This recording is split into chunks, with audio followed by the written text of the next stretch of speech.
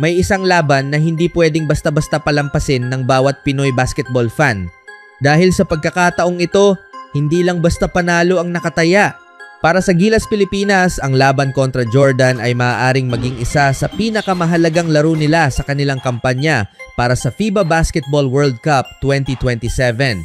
At ang mas nakakakaba at ang unang malaking problema ay isang pangalan, Jalen Harris. Ang Jordan ay papasok sa second round na may bagong star guard na ito at ayon mismo sa FIBA, naging isa siya sa mga pangunahing dahilan kung bakit naging impressive ang kanilang qualifying campaign. Si Harris ay may kakayahang gumawa ng sariling opensa, mag-create ng shots at magbigay ng pressure sa depensa. At para sa Gilas, malaking problema iyon. Dahil kapag hinayaan mong maging komportable ang isang scorer sa backcourt, maaring biglang lumaki ang problema bago mo pa ito mapansin. At iyan ang isang bagay na hindi pwedeng mangyari. Kailangang pilitin ng Gilas si Harris na magtrabaho para sa bawat puntos. Kailangan siyang bantayan. Kailangan siyang pagurin. At higit sa lahat, hindi pwedeng bigyan siya ng madaling rhythm. Dahil kapag nakakuha siya ng confidence sa unang quarter pa lang, maaaring mahirapan ang Gilas na kontrolin ang laro. Pero hindi lang si Harris ang kailangang bantayan. May isa pang malaking advantage ang Jordan, physicality. Ang West Asian teams ay kilala sa kanilang physical style ng basketball at mismong FIBA ang nag-highlight sa contrast sa pagitan ng physicality ng West Asia at ng mabilis na style ng Southeast Asian basketball. At dito maaaring maging napakahalaga ni Kai Sotto dahil matapos ang matagal na pagkawala niya sa Gilas, nakabalik siya sa national team setup para sa window na ito at hindi maliit ang role na maaaring ibigay sa kanya. Si Sotto ay nasa 7'3" at ang kanyang height at mobility ay maaaring maging malaking problema para sa Jordan sa loob ng paint. Lalo na kapag nagdesisyon ang Gilas na gamitin ang kanyang laki para protektahan ang rim at kontrolin ang rebounds. Pero hindi ibig sabihin na automatic na lamang ang Gilas dahil nandyan si Kai. Kailangan pa rin niyang maging matalino dahil kapag nagkaroon siya agad ng foul trouble, maaaring mawala ang isa sa pinakamalaking physical advantages ng Pilipinas. At dito papasok ang isa pang malaking challenge, rebounding. Kung gusto ng Gilas na manalo, hindi sapat na maganda ang shooting nila. Hindi sapat na makapag-score ang kanilang guards. Kailangan nilang makuha ang mga crucial rebounds. Dahil kung bibigyan mo ang Jordan ng second chance opportunities, mas lalo mong pinapahirapan ang sarili mong team. At sa isang qualification game na maaaring magdesisyon sa playoff picture, bawat possession ay mahalaga. Pero may isang malaking bagay na pabor sa Gilas, home court. Isipin ninyo ang Mall of Asia Arena na puno ng mga Pinoy fans. Bawat steal, may sigawan. Bawat 3-pointer, sabay-sabay ang crowd. At kapag nagkaroon ng fourth quarter comeback, alam nating lahat kung gaano kalakas ang energy ng isang Filipino basketball crowd. At posibleng iyon ang maging sixth man ng Gilas. Pero hindi dapat umasa lang sa crowd.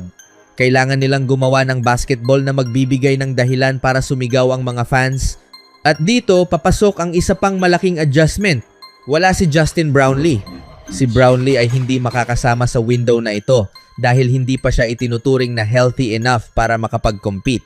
Napakalaking bagay nito. Dahil sa mga nakaraang taon, naging isa siya sa mga go-to players ng Gilas sa mahihirap na sitwasyon. Pero ayon kay Coach Tim Cone, hindi niya tinitingnan ang pagkawala ni Brownlee bilang dahilan para umatras ang Gilas. Sa halip, nakikita niya ito bilang pagkakataon para sa isang all-Filipino unit na patunayan ang sarili nito. At dito, nagiging interesting ang laban. Dahil maaaring hindi isang superstar ang bumuhat sa Gilas. Maaaring team effort ang kailangan. Kailangan ng malaking laro mula kay Kai Sotto. Kailangan ng consistent shooting mula sa perimeter. Kailangan ng pressure defense.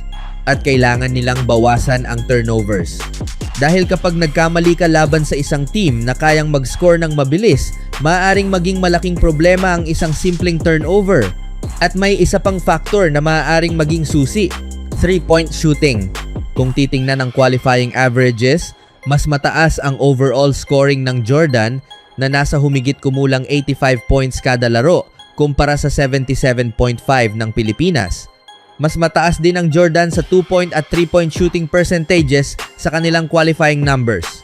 Kaya hindi pwedeng makipagpalitan lang ng baskets ang Gilas sa buong laro. Kailangan nilang magkaroon ng stretches kung saan kaya nilang pigilan ang opensa ng Jordan. Dahil kung magiging high-scoring game ito at magiging komportable ang Jordan sa kanilang offense, maaaring maging mahirap habulin iyon. Pero may isang bagay na dapat tandaan ng Jordan. May history ang dalawang teams na ito. Sa mga major FIBA competitions, bahagyang lamang ang Pilipinas sa kanilang head-to-head record, 5 wins kontra 4 ng Jordan ayon sa FIBA matchup data. At kung pag-uusapan ang huling World Cup qualifiers meetings, makikita natin kung gaano ka-close ang laban na ito. Noong November 2022, tinalo ng Pilipinas ang Jordan 74-66. Pero noong February 2023, bumawi ang Jordan sa isang napakalaking thriller, 91-90. At kung naaalala ninyo ang larong iyon, napakalaking lamang ng Jordan sa isang bahagi ng laro bago gumawa ng napakalaking comeback ang Gilas. Naging explosive si Justin Brownlee noon at umiscore ng 41 points, pero sa huli, nakaligtas ang Jordan sa isang puntos lamang. Iyan ang klase ng history na nagpapakitang hindi pwedeng maging kampante ang kahit anong team. At may isa pang dahilan kung bakit magiging emotional ang matchup na ito. Noong 2023 Asian Games, nagharap ang Pilipinas at Jordan sa gold medal game. At alam natin kung ano ang nangyari. Nanalo ang Gilas 70-60 para makuha ang unang Asian Games basketball gold ng Pilipinas sa mahigit 6 na dekada. Kaya para sa Jordan, maaring may dagdag na motivation. May gusto silang bawiin. At ngayong nasa Manila sila para sa isang mahalagang World Cup qualifier, siguradong hindi nila gustong basta-basta matalo. Kaya kung iniisip ninyo na simpleng qualifying game lang ito, think again. May standings pressure, may history, may home court advantage, may bagong star guard ang Jordan, at may comeback si Kai Sotto sa Gilas. At higit sa lahat, wala si Brownlee. Iyan ang dahilan kung bakit napaka-interesting ng laban na ito. Ngayon, pag-usapan naman natin ang pinakamalaking threat ng Gilas. Para sa akin, hindi lang si Jalen Harris ang problema. Ang mas malaking threat ay ang kabuuang offensive consistency ng Jordan. Dahil kung kaya nilang panatilihin ang kanilang shooting rhythm at pilitin ang Gilas na maghabol, maaari nilang kontrolin ang tempo ng laro. At kapag napilitang magmadali ang Gilas, doon maaaring dumami ang turnovers. Pero ano naman ang pinakamalaking threat ng Pilipinas? Ang unpredictability ng kanilang home court offense. Kapag naginit ang mga shooters ng Gilas at naging aggressive si Kai sa loob, maaaring mapilitan ng Jordan na mag-adjust. At kapag nagsimula ng mag-collapse ang defense ng Jordan sa paint, magkakaroon ng open shot sa labas. Iyon ang gusto ng Gilas. At kung sakaling maging close game ito sa fourth quarter, dun talaga magiging interesting. Dahil sa ganitong klaseng laro, hindi na mahalaga kung sino ang mas maganda ang statistics. Hindi na mahalaga kung sino ang mas mataas sa standings. Ang mahalaga ay kung sino ang may composure sa huling 5 minuto. Sino ang hindi matatakot. Sino ang makakagawa ng malaking defensive stop. Sino ang makakapag-convert ng crucial 3-pointer. At sino ang makakahawak ng bola kapag lahat ng tao sa arena ay nakatayo. Iyan ang tunay na test ng Gilas.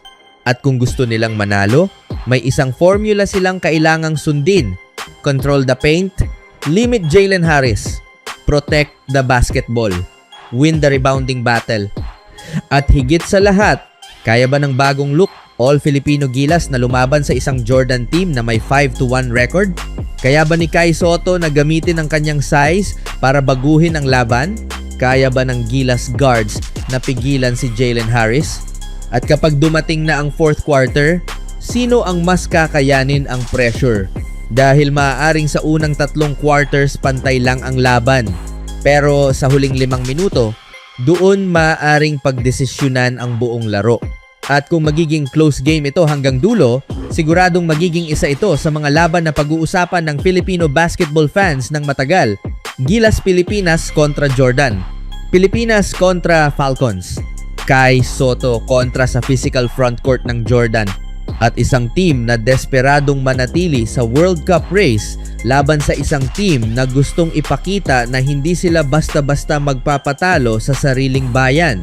Kaya ang tanong ko sa inyo, sino ang mananalo, Gilas Pilipinas o Jordan? At ilang points ang magiging lamang?